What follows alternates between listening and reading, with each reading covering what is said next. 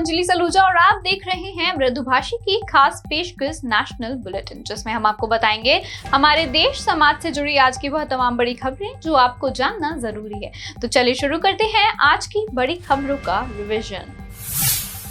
महाराष्ट्र के रायगढ़ किले में मराठा योद्धा छत्रपति शिवाजी महाराज के राज्याभिषेक की 350वीं वर्षगांठ मनाई गई।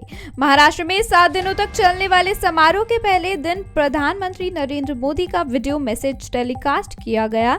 मैसेज में उन्होंने कहा, छत्रपति शिवाजी महाराज ने गुलामी की मानसिकता खत्म की।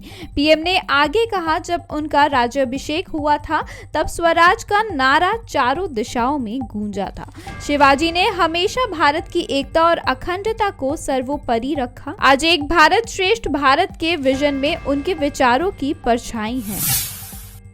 WFI के पूर्व अध्यक्ष ब्रजभूषण शरण सिंह ने अयोध्या में होने वाली अपनी महारैली रद्द कर दी है। सूत्रों के मुताबिक ब्रजभूषण ने भाजपा हाईकमान के कहने पर 5 जून से होने वाली रैली को कैंसिल किया है। हाईकमान ने उन्हें बयानबाजी से बचने की भी नसीहत दी है। इस बीच वर्ष 1983 का वर्ल्ड कप जीतने वाली भारतीय क्रिकेट टीम ने भारतीय रेसलर्स का समर्थन किया है।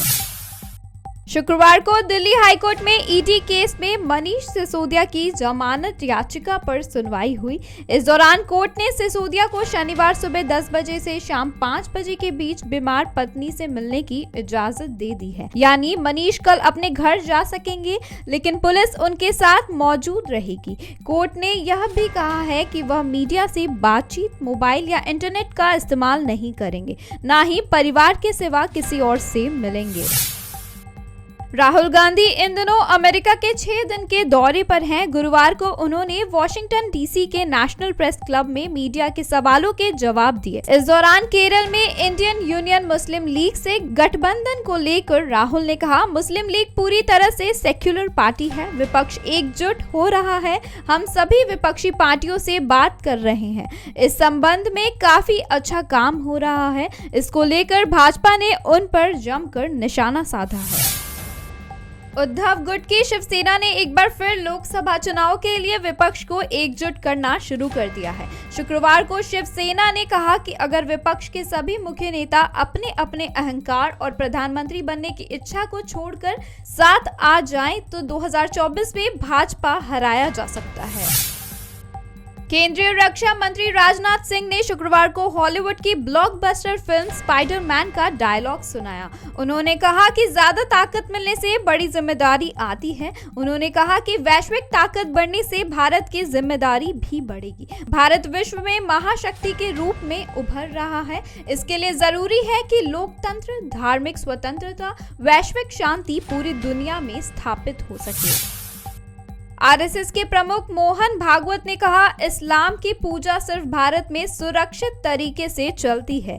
कुछ धर्म भारत के बाहर के थे, बाहर वाले तो चले गए, अब उसमें सुधार करना हमारी जिम्मेदारी है। वे गुरुवार को नागपुर के संघ शिखा वर्ग कार्यक्रम को संबोधित कर रहे थे। भागवत ने आगे कहा कि पूरी दुनिया में इस्लाम का आक्रमण हुआ, यह स्पेन से मंगोलिया तक छा गया। धीरे धीरे वहां के लोग जागे, उन्होंने आक्रमणकारी को हराया तो अपने कार्य क्षेत्र में इस्लाम सिकुड़ गया। विदेशी वहां से चले गए, लेकिन इस्लाम की पूजा कहां सुरक्षित चलती है? यहीं सुरक्षित चलती है। केंद्रीय गृह मंत्री अमित शाह की अपील के बाद मणिपुर में उपद्रवियों ने 144 हथियार और 11 मैगजीन सरेंडर किए हैं। इनमें SLR 29 carbine, AK INSAS rifle, INSAS LMG, M16 rifle जैसी हाईटेक राइफल्स और ग्रेनेड भी शामिल है। मणिपुर सुरक्षा सलाहकार कुलदीप सिंह ने इसकी जानकारी दी। बिजनेसमैन गौतम अडानी ने राष्ट्रवादी कांग्रेस पार्टी प्रमुख शरद पवार से उनके मुंबई स्थित आवास पर मुलाकात की। अडानी हिंडनबर्ग मामले में प्रतिक्रिया के बाद यह दूसरा मौका है जब एनसीपी प्रमुख और अडानी के बीच मुलाकात हुई है। इससे पहले 20 अप्रैल 2023 को गौतम अडानी और शरद पवार के बीच मुलाकात हुई थी। दरअसल अडानी हिंडनबर्ग मामले की जांच के लिए विपक्ष केंद्र सरकार से ज्वाइंट पार्लियामेंट्री कमेटी की लगातार मांग कर रहा है। इस पर शरद पवार ने कहा था कि राजनीतिक फायदा उठाने के लिए मुकेश अंबानी और गौतम अडानी जैसे उद्योगपतियों पर हमला करना सही नहीं है। ओलंपियन और कांग्रेस नेता बॉक्सर विजेंद्र सिंह ने महिला पहलवानों का समर्थन किया है। उन्होंने सरकार पर निशाना साधा है। विजेंद्र ने कहा कि बहुत से लोगों को पता भी नहीं होगा कि ओलंपिक क्या होता है। कई लोग गुटखा खाकर कहते हैं ये ओलंपिक मेडल ही नहीं, हमारे पैसे भी दो। अगर सरकार चाहेगी तो हम पैसे भी दे देंगे। आप पहले मेडल लाकर दिखाओ, फिर बात करना। अभी के लिए इतना ही। कल फिर हाजिर होंगे दिन भर की हुई बड़ी खबरों के साथ। तब तक के लिए मृदुभाषी को सब्सक्राइब करना ना भूलें। कल देखिए मृदुभाषी प्रदेश की खबरों का पंच MP Top 5 फेसबुक और YouTube पर सुबह 8:30 बजे।